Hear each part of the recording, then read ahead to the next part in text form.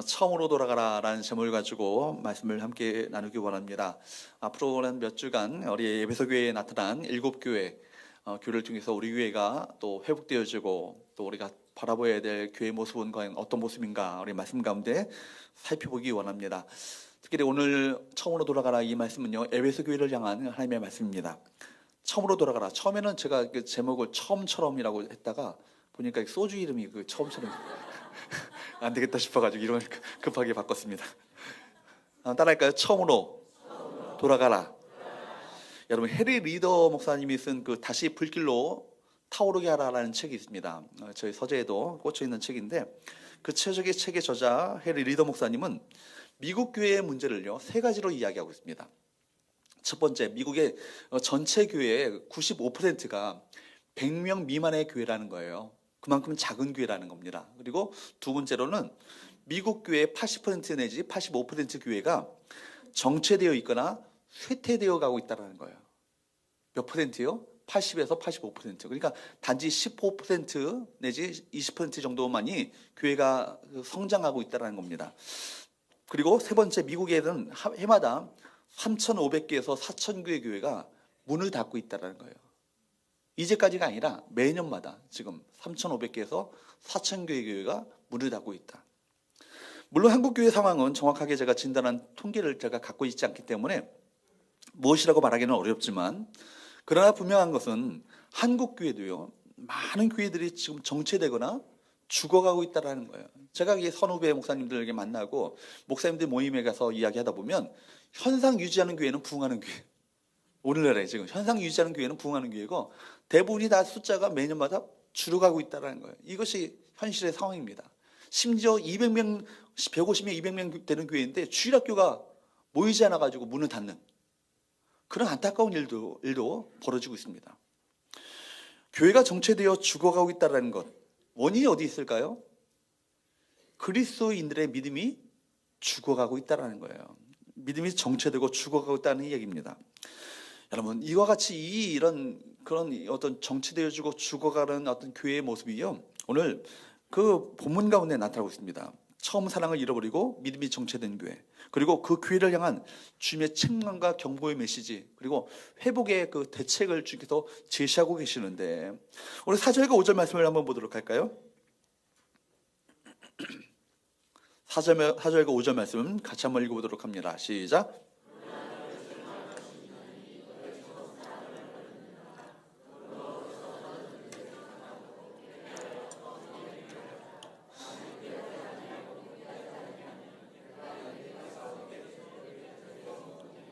아멘. 처음 사랑을 회복하라.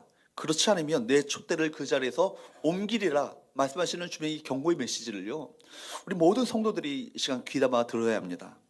여러분, 당시 에베소 교회는요 소아시아, 지금의 그 터키 지방에 그 위치한 도시입니다. 로마 제국 시대에는요 로마 다음으로 아주 큰 도시였어요. 그러니까 로마 제국의 아시아의 수도로 그 에베소가 그렇게 삼아졌고, 그리고 에베소 도시는 항구 도시로서 교통의 중심지고 또 번창했던 도시였습니다. 그리고 그 에베소 지방에는요, 이 도시에는요 오늘날 그 다이애나라고 불리어지는 아데미 신전이요 있었습니다. 그 아데미 신전은요 120개의 그 대리석 기둥으로 만든 엄청난 큰 유용을 자랑하는 그 신전이었어요.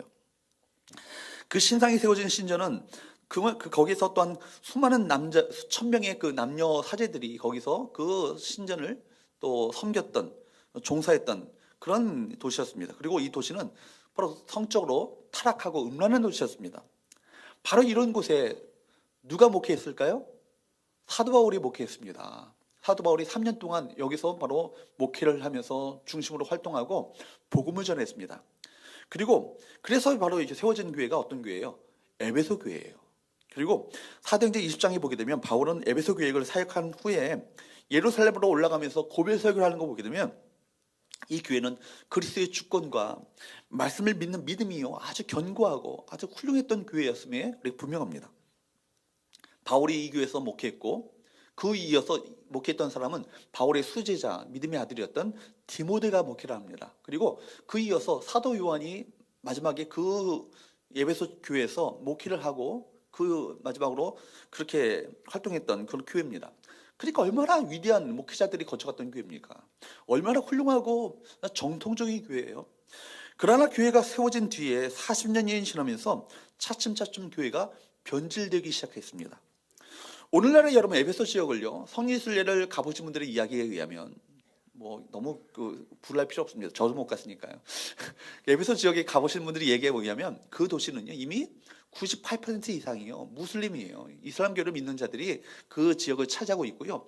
기독교의 자치는요, 훌륭한 이 에베소 교회의 아름다운 교회의 이 모습은요 온데간데 없을 정도로, 이미 자치를 볼 수 없을 정도로 그 도시는 완전히 사라지다시피 하는 것이죠. 주의 경고처럼 그 자리에서 촛대를 옮겨버린 바로 그 도시가 되어버리고 말았습니다. 이 에베소 교회가 우리에게 주는 교훈이 있죠.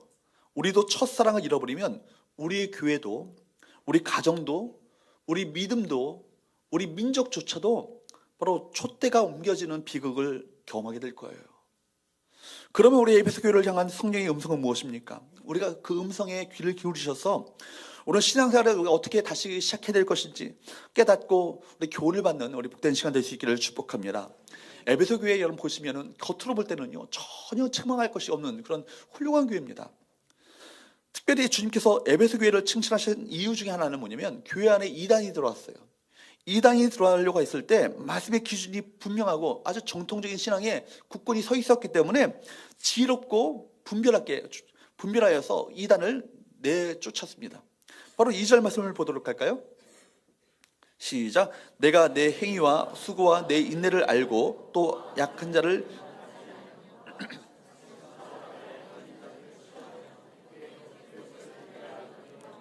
악한 자들을 용납하지 아니했고 자칭 사도라 하되 아닌 자들을 시험하여 그의 거짓된 것을 내가 드러낸. 그러니까 이단이 바로 들어오니까 이단에 대해서 말씀의 기준이 분명하니까 그것을 딱 이단을 판명하여서 그를 내쫓았던 것이죠. 그만큼 아주 정통적인 신앙에 굳건하게 서 있었던 교회가 바로 에베소 교회예요. 이렇게 칭찬받을 만한 교회였지만 에베소 교회는 자신들도 모르게 교회의 핵심과 본질을 잃어버리고 말았습니다. 여러분, 역사와 전통이 오래되면요 그리고 교회는 자연스럽게 복음의 본질을 잃어버리기가 쉽습니다. 교회학자들은 이야기하기를 교회가요 30년 정도 지나면 30년 정도 지나면 교회가 복음의 본질을 붙잡기보다 뭘 붙잡을까요? 전통을 붙잡아요. 전통. 여러분, 전통과 형식을 붙잡는다는 거예요. 5년, 10년 된 교회가 무슨 전통이 있겠어요. 근데 10년이 지나고 20년이 지나고 30년이 지나면 우리 교회 전통은 이래. 이렇게 나간다는 거예요. 그러니까 결국 교회학자들이 얘기하는 뭐냐면 전통을 붙잡기 시작하면서 교회가 침체되고 정체되기 시작한다. 그렇게 진단을 합니다. 여러분, 교회가 외형에 의존하고 형식을 강조하게 되면 그러면요 예수 그리스도의 복음의 본질이 아닌 전통과 같은 비본질적인 요소가 주인이 될 수 있다는 거예요. 우리 교회가 30년이 넘었을까요? 안 넘었을까요? 넘었으니까 더 여러분 경각심을 가지고 우리가 복음의 본질을 붙잡아야 돼요. 여러분, 과연 우리가 붙잡아야 될 본질이 과연 무엇인가? 형식과 전통이 아니라 복음을 붙잡는 우리 복된 교회가 될 수 있기를 축복합니다. 십자가의 복음과 성령의 능력이 역사하는 교회가 될 수 있기를 축복합니다. 여러분, 이런 사실은요 바로 주님이 칭찬하시는 내용에서 더 정확하게 발견할 수 있는데 데살로니가 교회와 에베소 교회를 비교해 보면 뚜렷이 알 수 있어요. 데살로니가 교회 전서 1장 3절 말씀을 보게 되면 데살로니가 교회를 향해서 사도 바울이 어떻게 칭찬했는가 이것을 볼 수 있는데 1장 3절로 한번 보도록 할까요? 시작.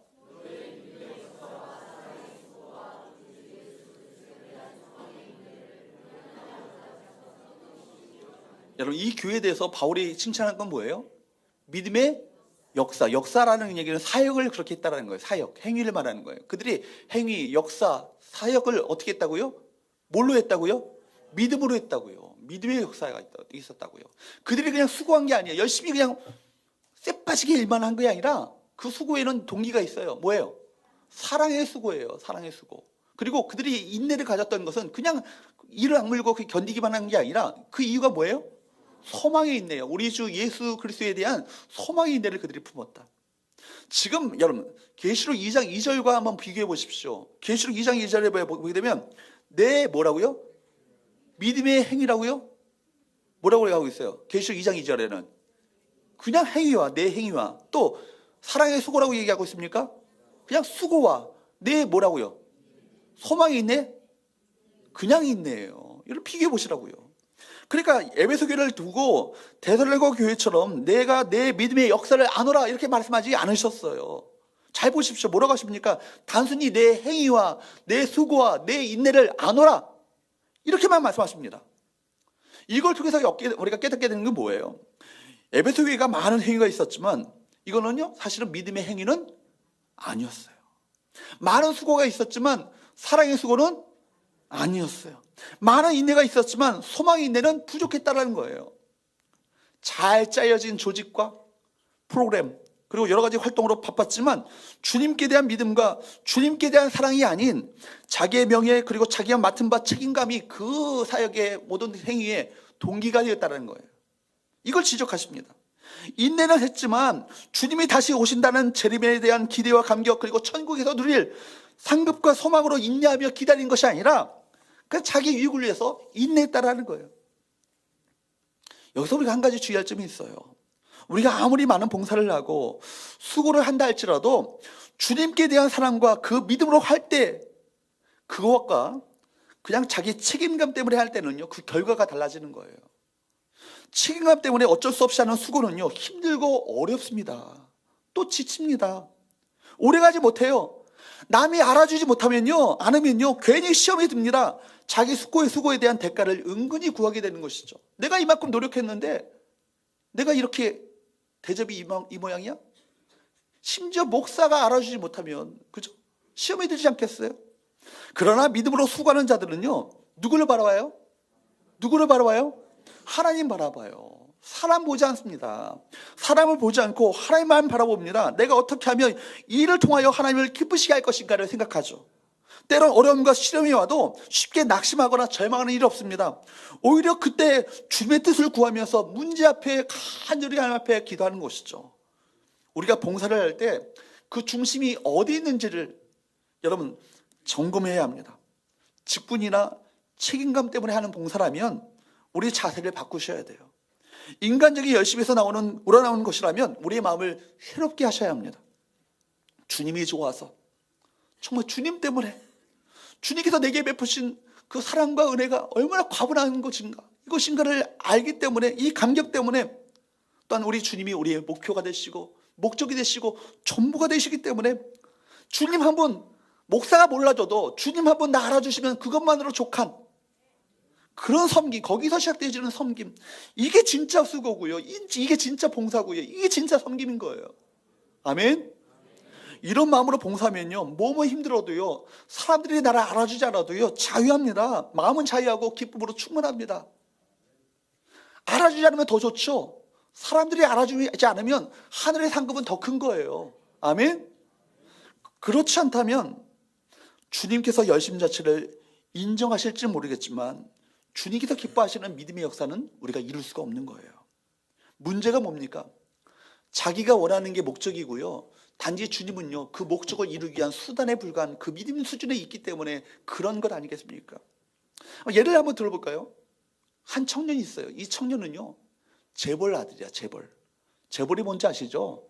재벌 아들. 그러니까 얼마나 돈이 많겠어요. 여러분들이 평생에 구경하지 못한 돈들을요 그분이 다 갖고 있어. 그 사람은 갖고 있어. 근데 이 재벌 아들을 좋아하는 사람이 한 아가씨가 있어. 이 아가씨는 이 재벌 아들을 위해서 아들을 좋아하니까 사랑의 관계를 맺기 위해서 어찌하든지 자신의 재산을 다 팔아가지고라도 이 재벌 아들을 잘해줍니다. 막 잘해주고 뒷조사해가지고 이 사람이 뭘 좋아하는지 취향이 뭔지 성격, 성품 뭔지 다 조사해가지고 이 사람이 좋아하는 것을 다 하는 거예요. 근데 목적이 뭐냐면 이 사람과 결혼해서 부와 명예를 얻는 게 목적이야.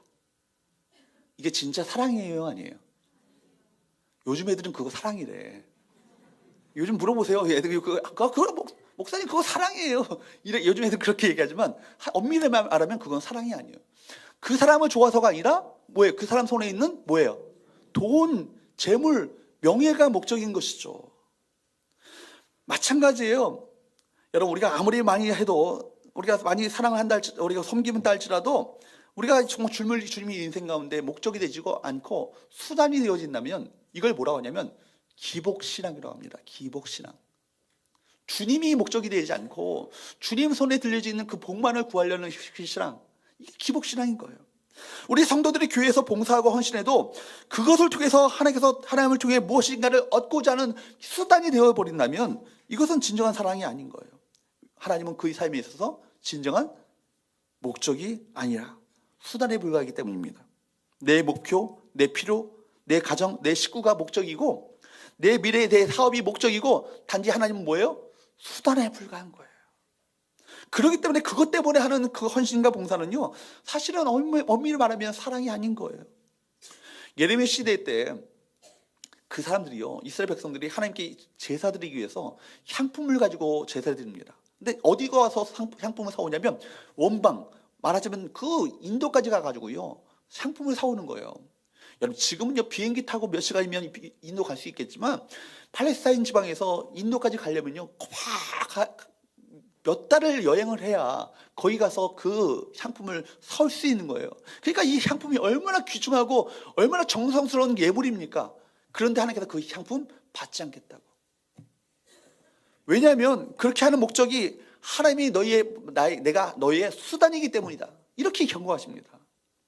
그래, 여러분들이 아무리 정성 들여서 하나님 앞에 예배한들 하나님이 목적이 되지 않고 내 뭔가 내 소원 만족하고 내 자녀 뭔가 잘 되어지고 내 사회의 어떤 형통함 때문에 예배하는 것이라면 그 목적 자체를 바꾸셔야 되는 거예요. 반면에 하나님이 우리의 목적이 되시면 하나님은요, 우리 참 좋으신 아버지께서는요, 그분의 얼굴을 구하는 자들에게 그 손에 들려져 있는 축복을 더하시는 주님이세요. 오늘 찬양이 그거잖아요. 너희는 먼저 그의 나라와 그의 의를 구하라. 그리하면 너희 이 모든 것을 너에게 더하. 불변의 진리예요. 아멘? 여러분, 그렇기 때문에 하나님은 하나님만이 우리 삶의 유일한 목적이 되시고 목표가 되라고 하시는데 많은 사람들이 그걸 거부하죠. 왜냐하면 그거 버겁다고 이해합니다. 부담스럽다고 얘기해요. 그냥 적당하게 신앙생활을 하면서 그냥 너무 빠지지 말고 적당하게 신앙생활을 하기를 원하는 분들이 많이 계셔요. 남자분들이. 우리 아내가 교회에 너무 빠졌어요. 이 고민이에요. 목사님, 너무 빠지면 곤란한데 무슨 얘기예요? 너무 빠졌다는 얘기는 뭐예요? 주님 한 분만으로 좀 만족하는 그 신앙의 단계에 들어갔는데 남자분들은 그거 겁내하는 거예요. 이처럼 여러분, 신앙의 본질은요, 하나님을 알고 사랑하는 거예요. 하나님을 소유하는 것은 우리의 모든 것을 주고 소유하는 거예요. 그렇기 때문에 여러분, 이 세상에 그 어떤 것보다, 그 무엇보다 주 예수보다도 귀한 것은 없네, 이런 고백을 가지고 주님 한 분만으로 내 마음 가운데 만족함을 누리는 그 신앙의 단계 가운데 들어가는 것, 이것이 신앙의 본질입니다. 에베소 교회가요, 바로 그 하나님을 사랑하는 그 자리에서 떠나 있었습니다. 그것에 대해서 예수님이 성령을 통해서 주셨던 메시지가 있죠. 이것이 5절 말씀이에요. 한번 볼까요? 시작.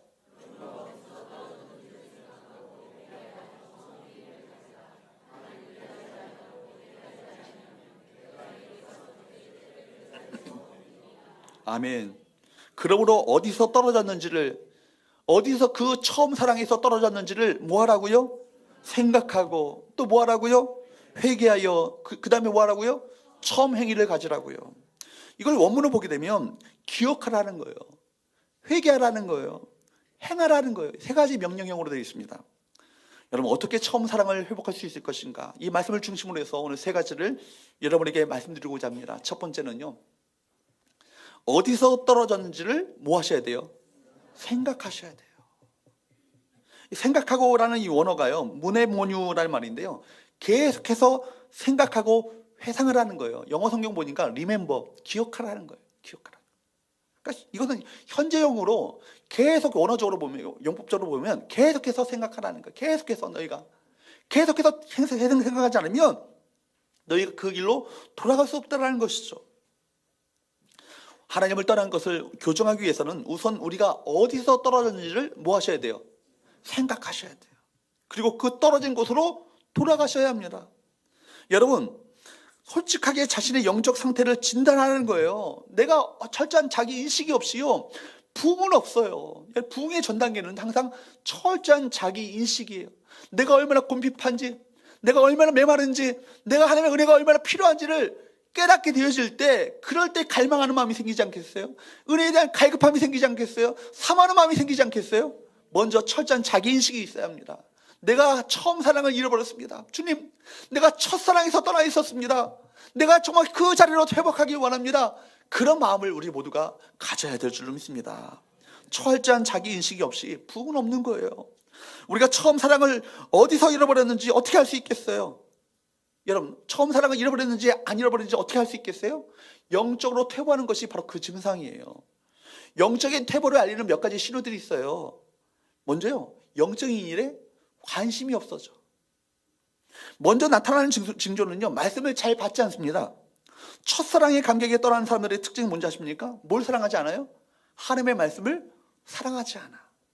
말씀에 대한 사모함이 없어요.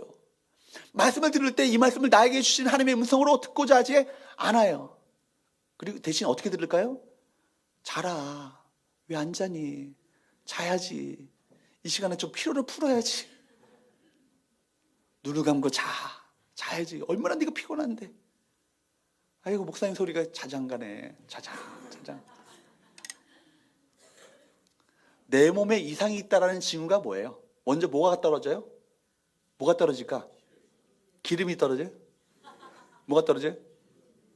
예? 입맛이 떨어지지. 입맛이 떨어져요. 몸이 약하기 시작하면요, 몸에 이상이 생기면 뭐부터 떨어지냐면 입맛이 떨어져요. 여러분, 감기만 걸려도 그렇잖아요. 감기 걸리면 제일 먼저가 뭐가 떨어져요? 입맛 떨어져. 뭐가 먹어도 맛이 없어요. 근데 뭐든 먹어도 막 맛있는 그때는 뭐예요? 건강하다는 징조예요. 예배를 드려도요, 따분하고요, 말씀에 대한 사모함이 없어요. 예배가 지루하게 느껴지는 거예요. 목사님 설교가 5분만 지나가도 아이고 왜 이렇게 늦게. 그래서 어쩔 수 없이 드리는 형식적인 예배가 되고 맙니다. 그리고 기도가 어색해지고 기도가 막힙니다.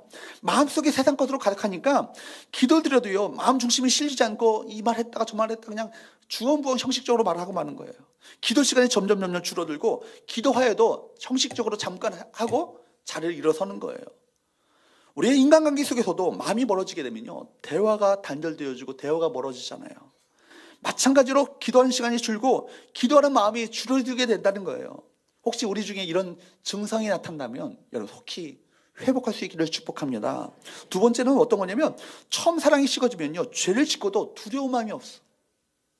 옛날에는 작은 죄를 짓고도 두려워해서 회개하고 두려워 떨면서 회개했는데, 차츰 죄를 지면서 어떤 마음이 생기냐면 담대한 마음이 생겨. 그리고 무감각해져요. 아, 나만 이렇게 죄 짓나? 다른 사람들도 다 이렇게 죄 짓지? 나만 어떻게 꼭 이렇게 살겠어? 이렇게 생각합니다. 요즘 애들 말로 무슨 얘기예요?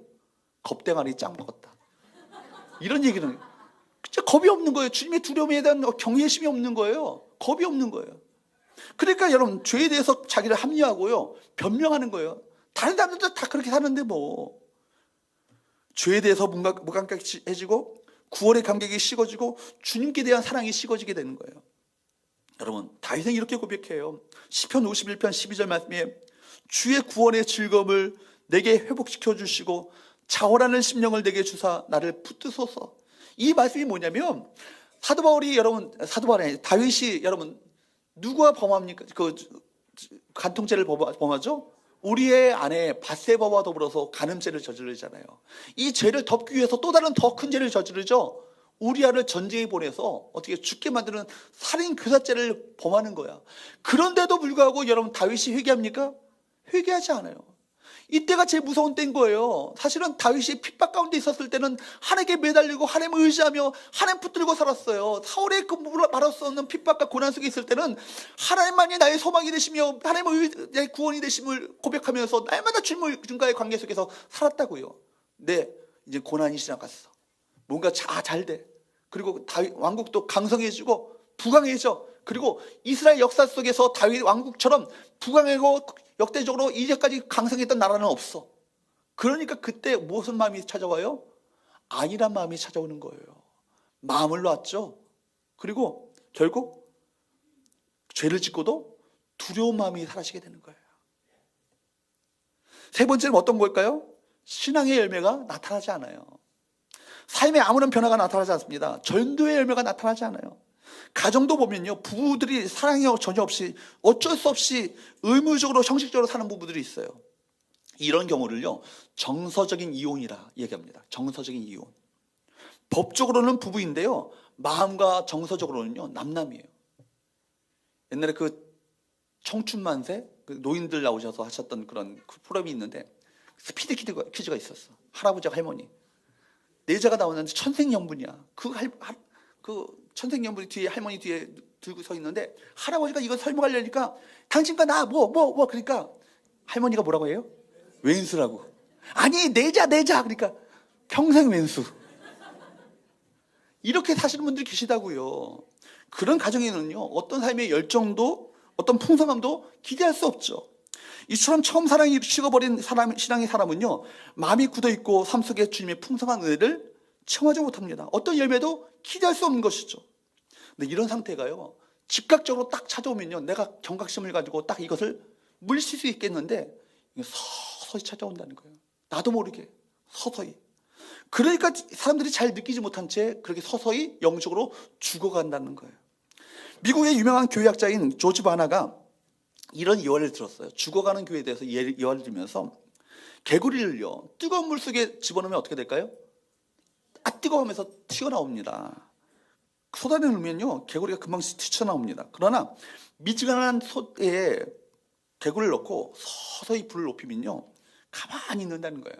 그러다가 자기가 죽는 것을 못 느낀대요. 우리가 주님과의 관계도 이렇게 서서히 무너져 갈 수 있다라는 거예요. 주님은 에베소 교인들에게 한때 그들의 가슴을 사로잡았던 그 열정, 새로 발견한 구원의 첫 감격, 그리스도 안에서 발견했던 기쁨과 행복의 자리로 다시 한번 초대하는 거예요. 그 자리를 기억해내서 돌아오라 말씀하시는 건 아니겠습니까? 여러분 어디서부터 처음 사랑이 어디서부터 떨어졌습니까? 무엇 때문인지 여러분 아십니까? 그것을 먼저 생각하시고 그 다음에 해야 될 것은 회개하고 돌이키라는 거예요. 주님이 우리에게 원하시는 것은요 의식적인 형식적인 종교 생활이 아니에요. 사랑의 관계 속에서 하나님과 함께 살아가는 것입니다. 우리가 처음에 분명히 복음의 능력을 처음 하면서 신앙생활을 했을 거예요. 주님을 뜨겁게 사랑하면서 예배드리고 헌금하고 봉사했을 것입니다. 그런데 언제부터인가 신앙의 감격이 사라져요. 내 열정이 사라진 지 오래예요. 그리고 다른 사람을 비난하고 판단하고 의례적인 종교생활만 우리 가운데 남아있지 않습니까? 그때가 언제부터인가, 그리고 그렇게 된 이유가 어디 있는가, 그걸 생각하고 기억해내라는 거예요. 그래야 우리가 처음 사랑을 회복하게 될 줄로 믿습니다. 두 번째, 따라할까요? 회개하라. 어디서부터 처음 사랑이 떨어졌는지를 기억해내면요 그것을 버리고 바로 처음 사랑의 자리로 돌아가라는 거예요. 미련을 갖고 머뭇거리지 말고 꿈을 대지 말고 바로 즉각적으로 회개라는 거예요. 회개는요 김유신 장군이 창녀집을 향해서 갔던 그 말을요 바로 말의 목을 쳤던 것처럼 죄악을 과감하게 끊어버리는 거예요. 김유신 장군의 그 말은요 그 당시에 엄청난 금액을 주고 사는 어떤 엄청난 가치를 지녔던 말입니다. 말을 아무나 소유했던 것이 아니에요. 지금으로 말하면 젊은 애들이 열광하는 페라리 그런 자동차 수준의 어떤 그런 말이에요. 그걸 과감하게 목을 쳐버리는 거예요. 여러분 내가 회개하기 위해서 그 엄청난 고가의 외제 자동차를 폐차장으로 보내는 것과 마찬가지라는 얘기예요. 어디서부터 떨어졌는지를 기억해낸 다음에는 현재의 잘못된 생각과 행위를 일격에 청산해 버리라는 것입니다. 탕자가 아버지의 재산을 가지고 호랑망탕하에서 다 탕자하게 섰을 때, 돼지가 먹는 음식조차 먹지 못할 그 지경이 되었을 때 자신이 왜 이렇게 되었는지를 생각하게 됩니다.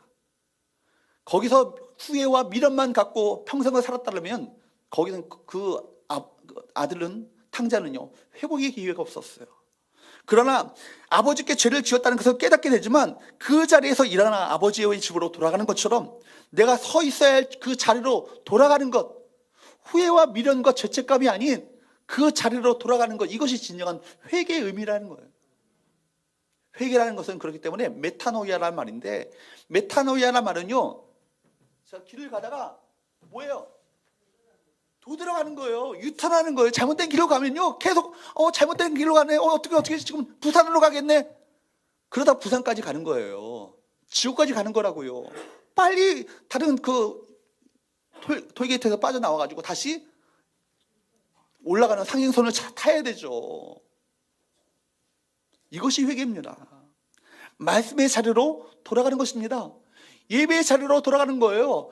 기도의 자리로 돌아가시는 거예요. 사역하던 그 자리로 돌아가시는 것입니다.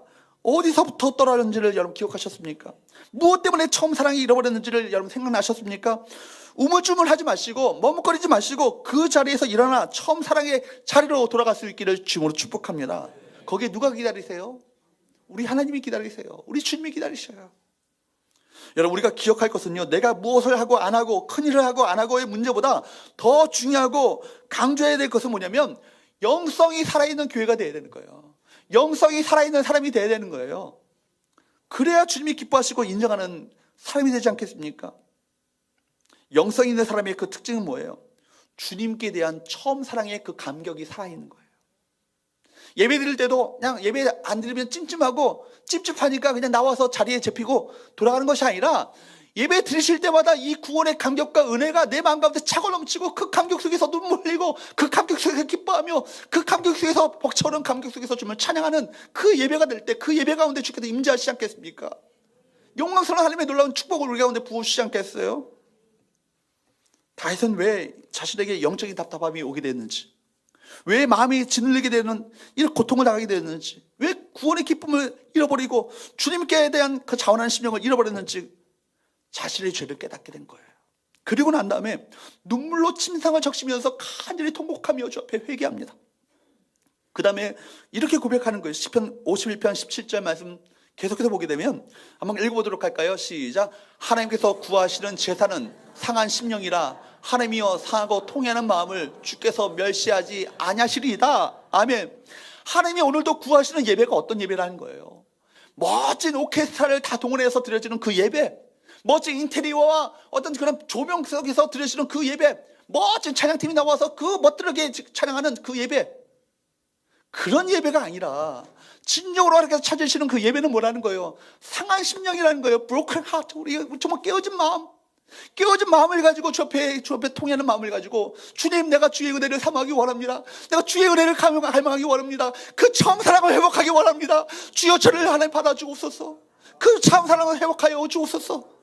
이렇게 간절한 마음으로 예배하며 주 앞에 나아갈 때 그 예배를 주께서 받으신다는 거예요.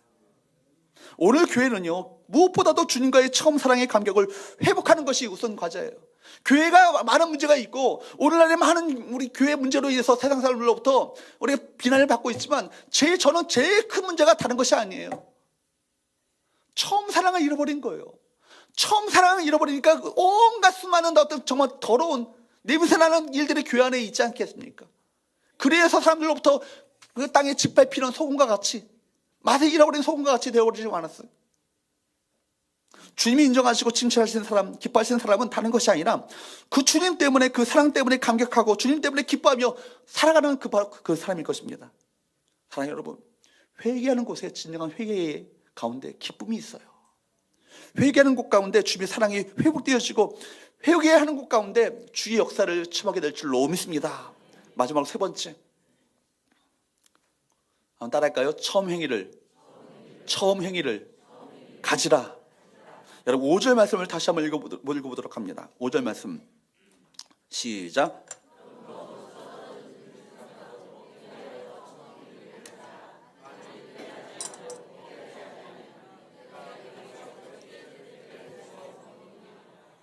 여러분, 처음 행위를 가지는 것이 뭐예요? 처음 사랑에서 비롯되어지는 모든 섬김과 봉사와 충성과 인내, 이걸 회복하라는 거예요. 여러분, 처음 행위를 가지라는 이 단어도요, 부정과거형이에요. 과감하게 이제는 지금부터 즉시 이 일을 행하라는 거예요. 여러분이 주님을 사랑하던 처음 사랑이 어디서부터 떨어졌습니까?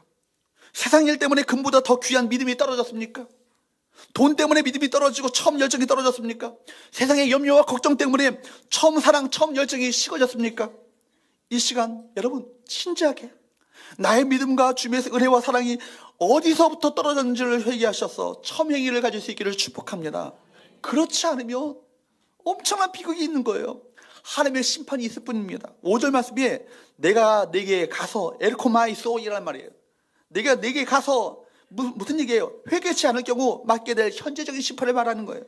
그 심판을 어떻게 표현하고 있습니까? 그 다음에 뭐라고 그래요? 내 촛대를 그 자리에서 옮기리라. 촛대를 옮긴다는 얘기는 주님과 교회와의 관계를 끊겠다라는 거예요. 주님 떠난 교회는요, 물 떠난 고기와 같이 존재 가치를 상실하는 거예요. 성령께서 교회들에게 하시는 말씀을 여러분 들을 수 있기를 축복합니다. 에베소 교회가 그때라도 회개하고 첨행이를 가졌다라면요, 지금과 같이 자취조차 사라져버린 그 암담한 비극을 맞이하지 않았을 거예요. 주님을 향한 사랑의 열정이 식어졌습니까? 여러분, 주님을 예배를 삼하는 마음이 식어졌습니까? 무엇 때문입니까? 회개하여 돌이켜 첨행이를 가질 수 있기를 축복합니다. 말씀을 듣고 그대로 실행하여서 승리하는 자들에게는요, 하나님의 그 약속이 있어요. 7절 말씀이에요. 7절 같이 한번 읽어보도록 할까요? 시작. 귀 있는 자는 성령이 교회들에게 하시는 말씀을 들을지어다. 이기는 그에게는 내가 하나님의 나발에 있는 생명나무의 열매를 주어 먹게 하리라. 아멘. 여러분, 귀 있는 자는 성령이 교회들에게 하시는 말씀을 들을지어다라는 얘기는요, 너희가 이 말씀을 꼭 들어야 된다는 얘기예요. 성령께서 너희 심령 가운데, 지금 예배 가운데 말씀하시는 그 음성을 너희가 들어야 된다는 얘기예요. 뭐예요? 이기는 그에게는 내가 하나님의 나발에 있는 무슨 열매? 생명나무의 열매를 주어 먹게 하리라. 생명나무의 열매, 그게 뭡니까? 교회의 생명력이에요. 그것은 곧 하나님의 부흥이에요. 주님과의 친밀한 관계가 회복될 것이고, 그 친밀한 관계 속에서 교회를 회복시키시며 교회를 통해서 마침내 하나님의 영광을 온 열방 가운데 나타내 보여주게 될 것이다. 이 말씀을 하고 계시는 거예요. 사랑하는 여러분, 교회가 회복된다는 것은요, 교회가 복을 받아야 개인이 복을 받고 가정이 회복되어지는 거예요. 교회가 잘 될 때 우리 개인이, 가정이 잘 되어지지 않겠어요? 교회 가운데 하나님의 임재가 있을 때 가정과 개인이 영적인 하나님의 임재 속에 살아가지 않겠습니까? 우리 성훈교회가 하나님의 임재가 있는 교회가 될 수 있기를 축복합니다. 십자가의 복음과 성령의 능력으로 이 세상을 변화시키는 진정한 비전의 공동체가 될 수 있기를 축복합니다. 여러분, 이 예배 가운데 하나님의 임재가 회복되어지고 하나님을 믿는 기쁨과 하나님의 실제가 경험되어지는 그 일이 우리 가운데 일어나게 된다는 거예요. 하나님의 바로 삶의 기쁨이 되시고 생명이 되시고 반석이 되시는 그 역사가 일어나게 된다는 거예요. 하나님의 보호하심이 우리 가운데 회복되게 된다는 거예요. 우리 모두에게 이런 은혜가 있게 되기를 축복합니다. 우리 삶 가운데 어떻게 이 처음 사랑, 그렇다면 첨행이 바로 그런 하나님을 사랑하는 그 신앙의 본질을 어떻게 하면 회복할 수 있을 것인가? 목사님, 어떻게 하면 될까요? 어떻게 하면 될까요? 두 가지가